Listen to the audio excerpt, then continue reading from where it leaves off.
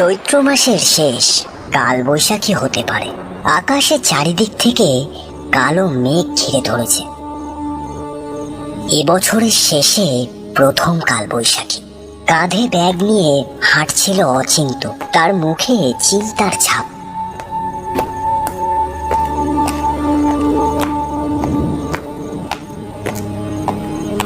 এ বাবা, ছাতাটাই তো আনতে ভুলে গেছি। কি করে বুঝবো আজকে বৃষ্টি হবে? কিন্তু আমাকে তো এখনো অনেকটা পথ যেতে হবে। সেই যে ক্লায়েন্টের বাড়িতে গিয়ে কাজ সেরে আবার বাড়ি ফিরতে হবে। কখনই বা পৌঁছাবো, কখনই বা আবার বাড়ি ফিরবো। এদিকে আকাশেও তো কালো মেঘে ছেয়ে গেছে। ধুর! হঠাৎ ঝমঝম করে বৃষ্টি শুরু হলো। অচিন্ত দৌড়ে গিয়ে একটা গাছের তলায় আশ্রয় নিল।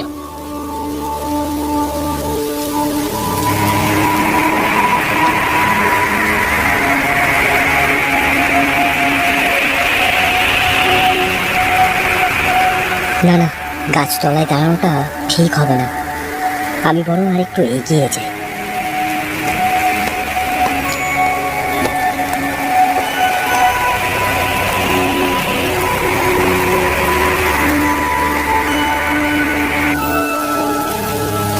একটু পর বৃষ্টির বেগ একটু কমতে অচিন্ত আবার হেঁটে এগিয়ে যায়। বৃষ্টিতে ভিজতে ভিজতে পৌঁছে যায় রমেন বাবুর বাড়িতে।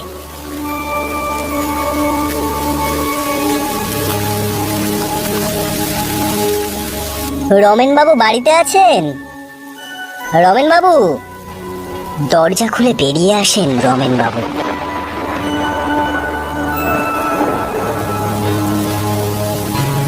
হ্যাঁ, এই তো বাড়িতেই আছি।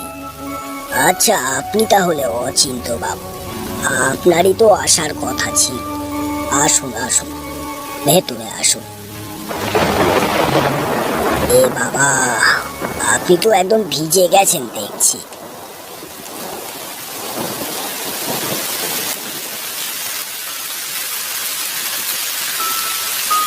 অনেক অনেক ধন্যবাদ আপনাকে এসে কাজটা করিয়ে নিয়ে যাওয়ার জন্য।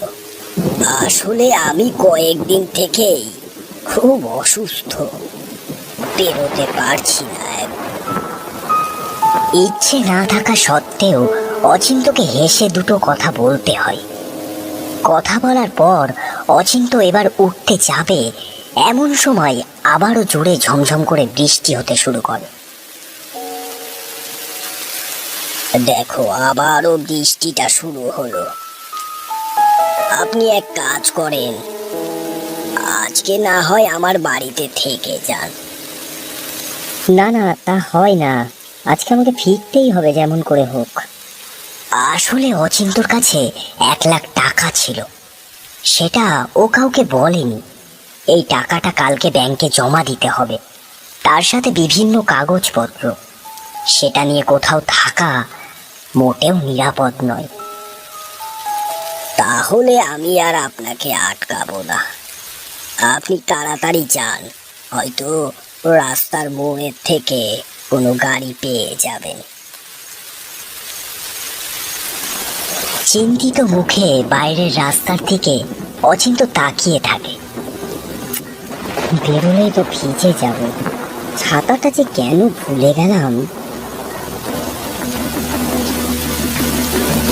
ভিজে যাবেন তো এই বৃষ্টিতে?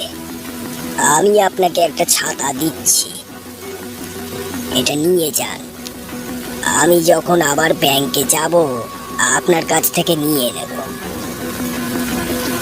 অচিন্ত রমেনবাবুর কাছ থেকে ছাতা নিয়ে ছাতা মাথায় দিয়ে হাঁটতে হাঁটতে চলতে শুরু করে বাস স্ট্যান্ডের দিকে।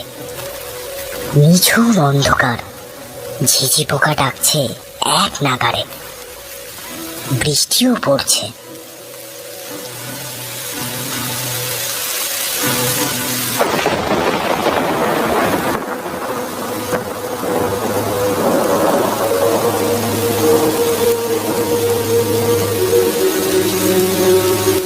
কি বিপদেই না পড়লাম, একটাও তো গাড়ি দেখতে পাচ্ছি না। গাড়ি আদৌ পাবো তো? না, পুরো রাস্তাটাই আমাকে হেঁটে হেঁটে যেতে হবে।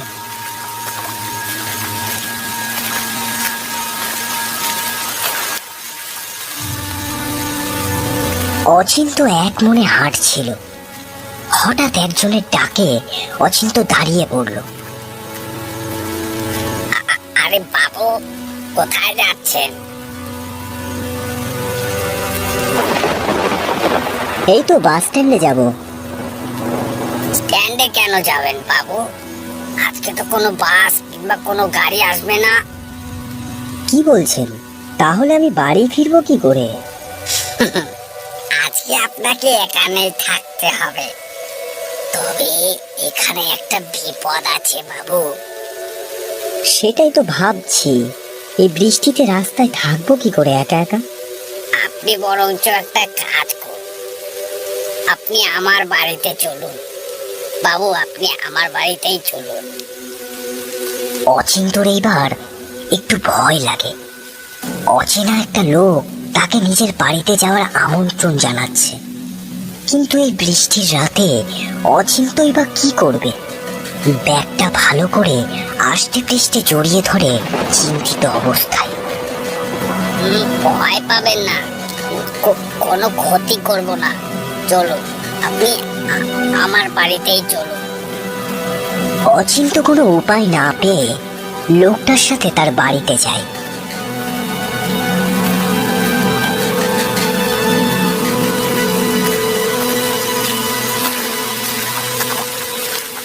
রাস্তার ধারে ছোট্ট একটা কুঁড়ে ঘর, টিম টিম করে একটা মোমবাতি জ্বলছে সেখানে। তার আবছা আলো যেন এক রহস্যময় পরিস্থিতির সৃষ্টি করেছে। আপনার ঘরে কি আর কেউ নেই? আপনি কি একাই থাকেন? আমি বয়স্ক মানুষ, একাই থাকি। ও আচ্ছা।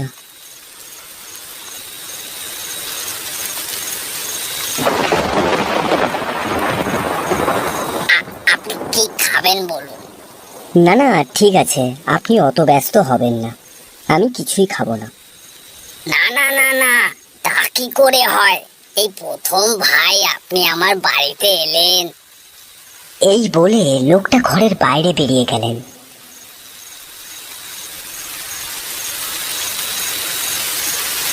কিছুক্ষণ পর রুটি আর তরকারি নিয়ে হাজির হলেন। এত তাড়াতাড়ি একটা মানুষ কিভাবে খাবার তৈরি করতে পারে? এত তাড়াতাড়ি আপনি কি করে করলেন এইসব? আমি জানতাম আপনি আসবেন, তাই আর কি। ভাবতে লাগলো অচিন্ত। অচিন্ত ভয়ে ভয়ে একপাশে চুপ করে বসে থাকে। তখনও তার ব্যাগটা জড়িয়ে ধরে আছে সে। আমি কি কোনো ভুল করলাম এখানে এসে?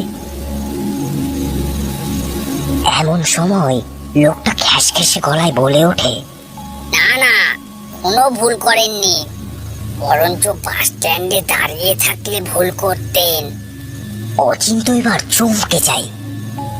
লোকটা কি করে তার মনের কথা বুঝতে পারছে?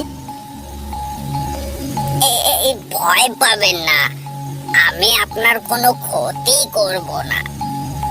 আপনার এই বয়সী আমার একটা ছেলে ছিল, কিন্তু কিছুদিন আগে ওই বাস স্ট্যান্ডে চোর ছিনতাইবাজদের খপ্পরে পড়ে প্রাণ হারায় আমার ছেলেটা। তাই আর কি, তোমার সাথে 1,00,000 টাকা আছে না? ছিনতাইবাজদের হাতে পড়লে তোমারও প্রাণ থাকতো না। আপনি জানলেন কি করে আমার কাছে টাকা আছে? আমি তো আপনাকে বলিনি। আমি সব জানি, আমার কাছ থেকে কিচ্ছু লুকোনো যায় না, বুঝেছেন? আমি কার পাল্লায় পড়লাম রে? অচিন্ত দেখে লোকটা আস্তে আস্তে কঙ্কালে পরিণত হচ্ছে। এ তো একটা আস্ত ভূত। অচিন্ত ব্যাগটা হাতে করে নিয়ে দৌড়াতে শুরু করে। ঘর থেকে বেরিয়ে এই বৃষ্টির মধ্যে প্রাণপণে ছুটতে থাকে সে। আর পেছন থেকে শুনতে পায় সেই লোকটা তাকে ডেকে চলেছে অনবরত। ভয় পেলেন নাকি বাবু? ভয় পেলেন নাকি? এই বৃষ্টির রাতে বিভৎস এক অট্টহাসিতে চারিদিক ভরে যায়। অচিন্ত ছুটতে ছুটতে পৌঁছে যায় রমেন বাবুর বাড়িতে। রমেন বাবু, দরজা খুলুন, দরজা খুলুন তাড়াতাড়ি। রমেন বাবু, তাড়াতাড়ি দরজা খুলুন। রমেন বাবু দরজা খুলে বেরিয়ে আসে আর দেখে অচিন্ত হাঁপাচ্ছে। রমেন বাবু বলে, কি হয়েছে? আচ্ছা আচ্ছা, আগে ভেতরে আসো। তুমি তো একদম ভিজে গেছো দেখছি, কি হয়েছে? এত হাঁপাচ্ছ কেন? কিছুক্ষণ পর অচিন্ত সব কথা রমেন বাবুকে খুলে বলে।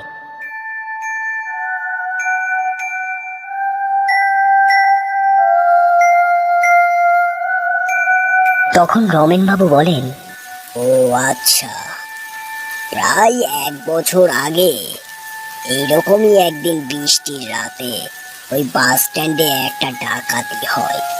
ছেলেটার হাতে দামি ফোন, ল্যাপটপ, কিছু টাকাও ছিল। চোরেরা ওইসব লুট করে ছেলেটাকে মেরে চলে যায়। বাবার একমাত্র সম্পদ ছিল ওই ছেলেটাই। ওই ছেলের শোকে তার বাবা পাগল হয়ে যান। তারপর হঠাৎই একদিন অ্যাক্সিডেন্টে ওই পাগল লোকটা মারা যান। অনেকেই বলে ঝড় বৃষ্টির রাতে নাকি ওখানে সেই পাগল লোকটাকে দেখতে পাওয়া যায়।